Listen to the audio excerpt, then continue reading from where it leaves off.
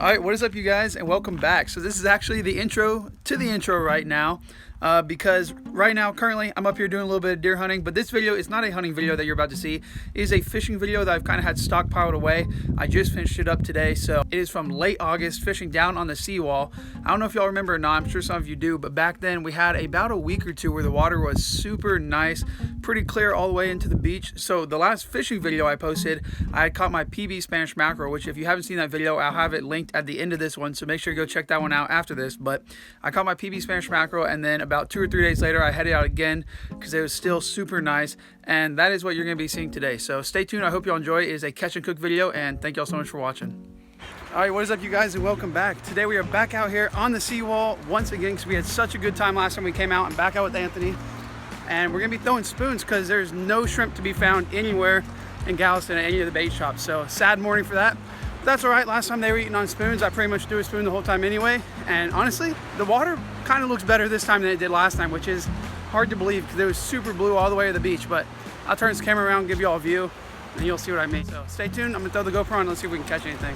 Well, we're just about to make our first cast of the morning. Actually, second cast of the morning. I already cast it once just to, you know, get the jitters off. But awesome sunrise right over there. There's no waves today, no wind. It's actually super humid and already sweating out here just because there's like absolutely no wind.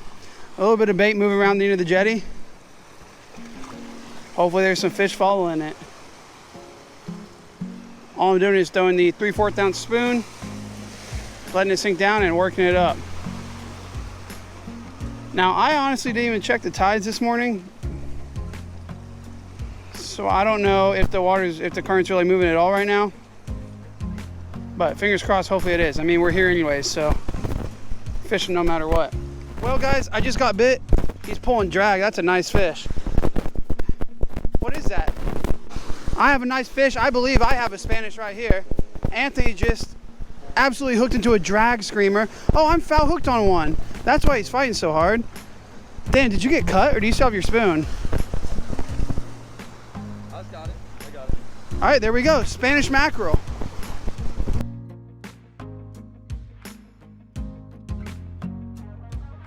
First fish of the day. Only on like the 3rd or 4th cast, and guys, I'm telling you, Anthony just had one that literally pulled so much drag.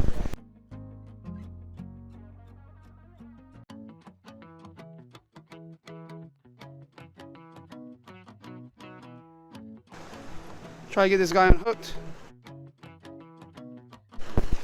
Whoa, whoa, whoa, whoa, whoa. Well, guys, it's gonna be a long day, I can already tell you that. Anthony just lost a spoon. We only have 3 of them. Anthony just lost a spoon, and then I just cast it, and I guess I had a tangle down in the reel. And whenever it got to the tangle, spoon kept flying. And, you know, everything else stopped. So, now I gotta go tie another one on. All right, we're doing something a little bit different since I broke off right here. So what I'm doing now is I got the big surf rod right here. It's like, I believe this is like a 9-foot rod, and I'm throwing a 3-ounce spoon. So we're gonna see what happens. Now, there's so many things you can catch on this.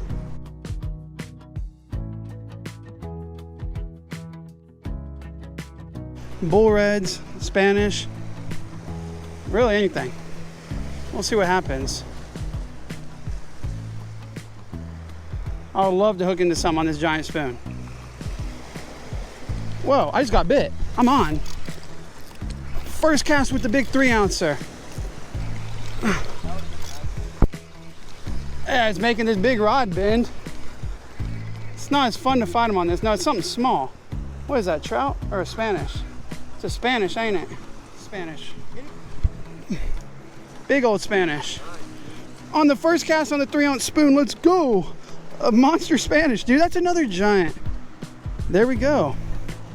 We're gonna put that dude on the stringer. He's going home. Heck yeah. I've been really addicted to making smoked mackerel dip lately, so I know this guy's gonna be good. But first cast on the 3-ouncer, guys. That's my first fish I've ever caught on a 3-ounce spoon. I've only thrown them a couple times before.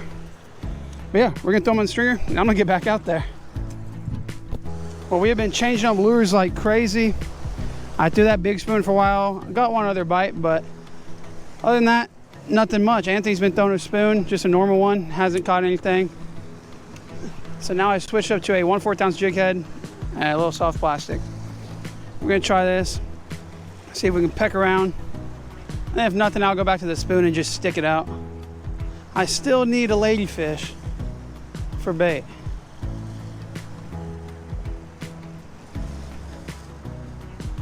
So hopefully we'll be able to catch one. Well, we are back home and back in the kitchen right now, and unfortunately, or maybe fortunately, because this is the only fish I had to clean, but that is the only keeper fish that I managed to catch, just one Spanish mackerel, besides the one that was foul hooked. And this was super surprising to me because the water was the best I've seen in a long time, and the last time we went out here, which was just like, I think it was 2 or 3 days before this trip, we caught a whole bunch of fish. So anyways, no speckled trout, nothing like that, just these 2 Spanish mackerel. And today we're going to be doing something a little bit different, and that is making fish jerky, which I don't see many people do. So to start out, I just went ahead and cut my fillets in half, which left them with about nice 6 to 7 inch pieces. And then the next step was to go ahead and cut them into strips. And just remember that the thinner you make the strips, the quicker they're going to dry out and the more they're going to dry out. As you can see right here, I'm showing off 2 pieces. One of them has quite a bit of bloodline and the other one doesn't have much. As many people know, Spanish mackerel is an oily fish with a decent bloodline in it, but not to worry, it still tastes pretty darn good. So after I got my fish all nice and cut up, the next thing I did was go ahead and throw them into a couple Ziploc bags. I'm doing 2 different bags because I'm going to go ahead and do 2 different marinades.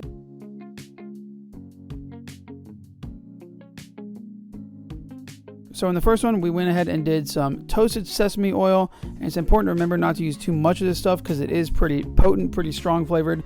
And then I finished that off with some ponzu, which is just like a nice citrusy soy sauce type of flavor. Very good. But we went ahead and did that one bag, flattened it out, gave it a little shake, make sure everything was mixed around and set to the side. And then the other one, I did Korean barbecue.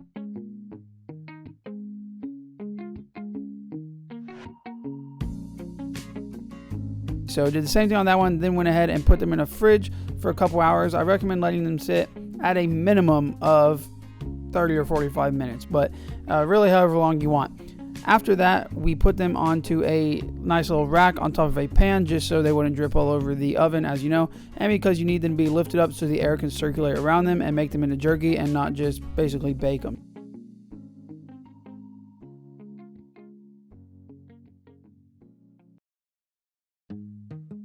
And you can tell whenever you're taking them out of the bag if they're ready to be cooked or not, because they will kind of be, I don't want to say slimy, but almost as if they're slimy. Yeah, kind of like whenever you brine fish before you smoke it or whatever, it gets that little film on it, and that's exactly how these were.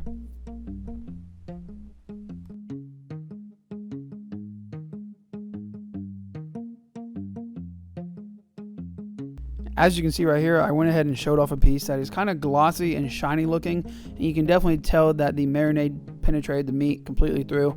Like I said, it has that little slimy feeling to it. So I did one flavor on one side, then I separated them, did the other flavor on the other side, just so I could tell after they were cooked what they were. And once we get done with this, I'll show you the next step.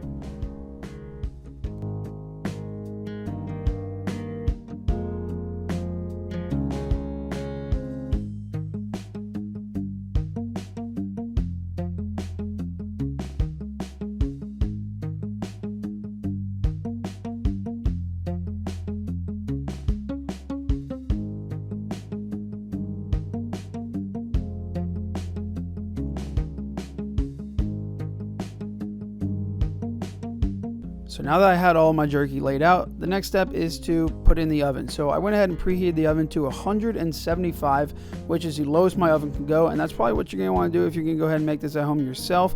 It's very important with jerky to have a low temperature. That ensures that you basically just get it nice and warm and let it air dry versus completely just cooking it right off the bat, like as if you had your oven at 300, 350 or whatever. As you can see right there, I was showing off a wooden spoon, and I went ahead and put it in the top of the oven and left the oven cracked open, and that ensures that you have airflow and that your oven is vented, because like I just said, with the low temperature, that's also a very important step to making jerky. You have to have the airflow so it doesn't cook and instead it dries out.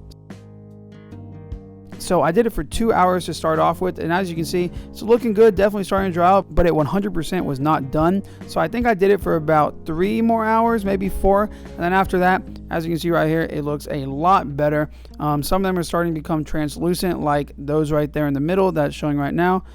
and they're definitely dried out. So I would say about 5 to 6 hours is what you need, and it all depends on the thickness of the fish. This piece right here is nice and thin. So yeah, that's done. And then now let's go into the taste test. All right, you guys, so I have my fish jerky right here. As you can see, this piece looks super good. This is one of the Korean barbecue ones, and we're gonna give it a try. So let's go ahead and go for it. It definitely has the same texture as jerky. It's pretty good, but it also kind of tastes like anchovies, which is weird. I don't know about that. I honestly don't know if I'm gonna make this again. It's not bad, it's just different. Super fishy. I guess I could make it with a different fish. Spanish mackerel is a kind of oily fish, so I can see why it would be a little more fishy, but it's not bad. Yeah, I don't know. Definitely worth giving it a try if you're into that kind of stuff. And if you're not too scared of the fishy taste.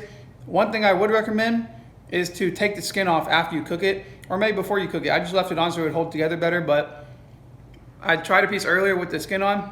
It was not that good. So anyways, thank you guys for watching. I hope you all enjoyed. Hit that like button, leave a comment down below. Subscribe if you're not already. And if you are, thank you guys so much. I'm heading up to the ranch to do a little bit of dove hunting and stuff like that. So you'll be seeing some videos from there. But once again, thank you guys for watching. And until next time, peace.